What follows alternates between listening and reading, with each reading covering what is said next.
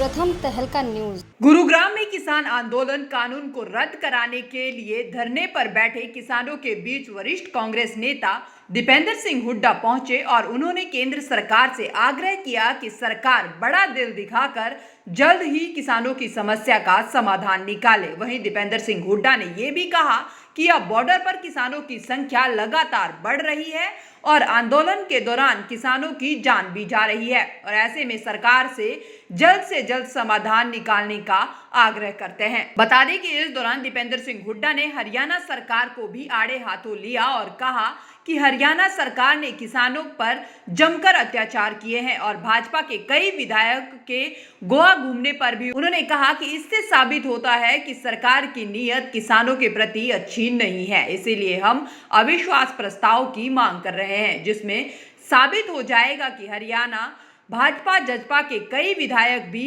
अविश्वास प्रस्ताव में शामिल होंगे। हम सरकार से आग्रह करना चाहते हैं कि सरकार आज बड़ा दिल दिखाए, इस गतिरोध को समाप्त करे, किसान की मांगों को मानते हुए, और सरकार स्थिति की गंभीरता को समझे।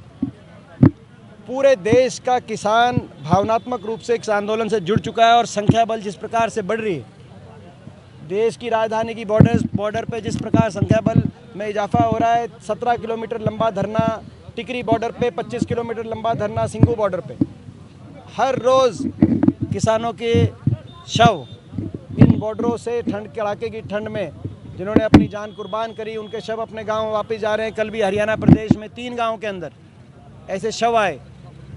मैं समझता हूं कि अब सरकार इस बात की गहराई तक जाए, इसकी गंभीरता को समझे, बड़ा दिल दिखाए, राजहट छोड़े और आज कोई ना कोई समाधान दे देश को। बड़ा दिल कब दिखाई? कल भी हमने देखा कि जो लोग आ रहे थे शाजापुर बॉर्डर से, कल फिर दोबारा से हरियाणा सरकार ने लाठीचार्ज किया, आंसू गैस भी बोले। ये हरियाणा सरकार तो खैर देश की सबसे ज़्यादा किसान विरोधी सरकार के रूप में अपने आप को प्रमाणित कर चुकी है।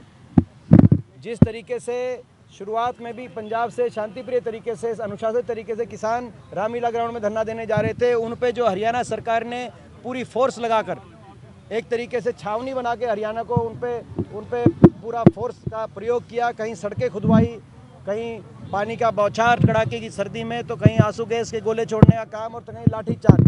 तो कोई आश्चर्य की बात नहीं जो कल रेवाड़ी के अंदर शाम को हुआ। इसमें आश्चर्य तो नहीं है, मगर दुख बहुत है कि हरियाणा सरकार का नाम देश की सबसे ज़्यादा किसान विरोधी सरकार, देश के सबसे ज़्यादा किसान प्रदेश, कृषि प्रधान प्रदेश की सरकार, सबसे बड़ी किसान विरोधी सरकार हरियाणा बन गई, सबसे बड़ी विलेन बन गई किसानों के लिए। इस बात की जब खबर आती है तो हमें बड़ा दुख होता है। सर, मुख्यमंत्री मनोहर लाल खट्टर ने कल कहा है कि जो इस 3 कृषि कानूनों का जो प्रस्ताव है वो कांग्रेस ने बनाया था, लेकिन उस समय वो पारित नहीं कर पाई। ये झूठ है, उन्हें पता था। ये मुख्यमंत्री जी ने अगर ये कही है, जिसने भी कही है, मुख्यमंत्री जी ने कही, जिसने भी कही है, इन 3 कानूनों का कोई बिलों का मसौदा, ये बिल पे कभी चर्चा ही नहीं हुई, मसौदा ही नहीं था इन 3 बिलों का। कांग्रेस ये पूर्ण तरह, मैं समझता हूँ ये भारतीय जनता पार्टी जो बहुत झूठी पार्टी के रूप में अपने आप को स्थापित कर चुके हैं देश में, उसका जो प्रचार तंत्र है वो इस तरह की बातें लेके आता है। कांग्रेस का कभी ये प्रस्ताव नहीं था कि देश के किसान का भविष्य औद्योगिक घरानों के हाथ में करके और सरकार पीछे हट जाए। इस सिद्धांत के हम खिलाफ हैं और पहले भी थे। एपीएमसी को रिफॉर्म करने की बात एक हमारे मैनिफेस्टो में आई थी, जिसमें कहा गया था एपीएमसी को में रिफॉर्म की आवश्यकता है ताकि सबको पूरी तरीके से एमएसपी मिले और पूरे देश के कोने कोने में एपीएमसी मंडियाँ हों। ये नहीं कि एपीएमसी मंडी जो 2-3 प्रदेशों में मजबूत है उनको भी समाप्त कर दिया जाए।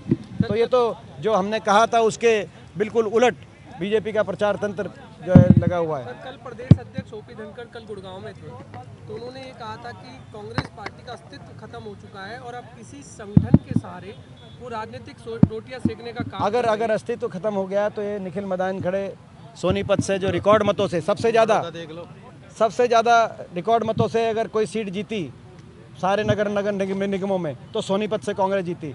और उससे पहले बड़ौदा के अंदर उपचुनाव, क्योंकि वो ग्रामीण क्षेत्र था, उसके बाद ये कह सकते हैं कि ग्रामीण क्षेत्र में, क्योंकि जेजेपी ने स्टेटमेंट भी दी थी कि ग्रामीण क्षेत्र में तो हम साफ हो गए, मगर शहरों में, मगर अब शहर भी देख लो, ग्रामीण क्षेत्र भी देख लो। इससे स्पष्ट है कि जो हरियाणा सरकार के जो 6-7 साल रहे, अब ये 7 साल केंद्र सरकार के लगभग हो जाएंगे, इसमें हरियाणा आगे की जान लेके बजाने की बजाय ये लोग पीछे लेके गए। आज देश में सबसे ज़्यादा बेरोजगारी का हरियाणा का क्यों नाम होना चाहिए बेरोजगारी में? हरियाणा तो देश के सबसे ज़्यादा रोजगार देने वाला प्रदेश होता था। सबसे ज़्यादा अपराध में हरियाणा आ गए, सबसे ज़्यादा बेरोजगारी, विकास बिल्कुल ठप, किसान और मजदूर पे लाठियाँ बरसा रहे हैं। कोरोना काल में एक ही जगह लाठीचार्ज हुआ तो मजदूर पे लाठीचार्ज हरियाणा में हुआ। किसान आंदोलन में एक ही जगह लाठीचार्ज हुआ तो पिपली के अंदर, हरियाणा के अंदर हुआ।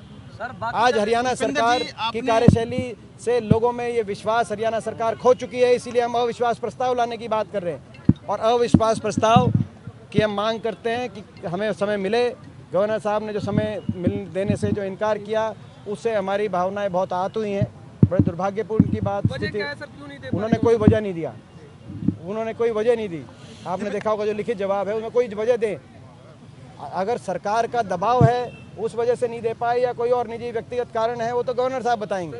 दीपेंद्र जी, आपने जन्मदिन नहीं मनाया, लेकिन कुछ पार्टी के लोग जो हैं वो गुजरात में और गोवा के अंदर ऐशो आराम कर रहे हैं। ये देखिए बड़े दुर्भाग्यपूर्ण बात है कि हरियाणा प्रदेश जो, जैसे मैंने कहा, देश का सबसे बड़ा कृषि प्रधान देश, उनके जुड़े हुए कुछ ऐसे व्यक्ति जो आज प्रदेश की सर्वोच्चतम पदों पे हैं, वो लोग किसान आंदोलन में ना सिर्फ नदारत हैं, मगर कभी दुबई की, कभी गोवा की जो है बातें सामने आ रही हैं। तो इससे पता चलता है कि सरकार की नीयत किसान को लेकर क्या है। सरकार ये चाहती है कि ये आंदोलन गायब हो जाए, उसके बाद जो है कि ऐसे लोग मैदान में आएंगे, ऐसा मुझे दिखाई देता है। ये नीयत, इससे उनकी नीयत और भी स्पष्ट रूप से किसान का विरोधी चेहरा और भी ज़्यादा लोगों के सामने स्पष्ट हो जाता है, और इसीलिए अविश्वास प्रस्ताव हम की मांग कर रहे हैं। हालांकि अब देखना होगा कि सरकार और किसानों के बीच कृषि कानूनों के मुद्दे पर सहमति कब तक बन पाती है। प्रथम तहलका के लिए गुरुग्राम से मन्नू मेहता की रिपोर्ट।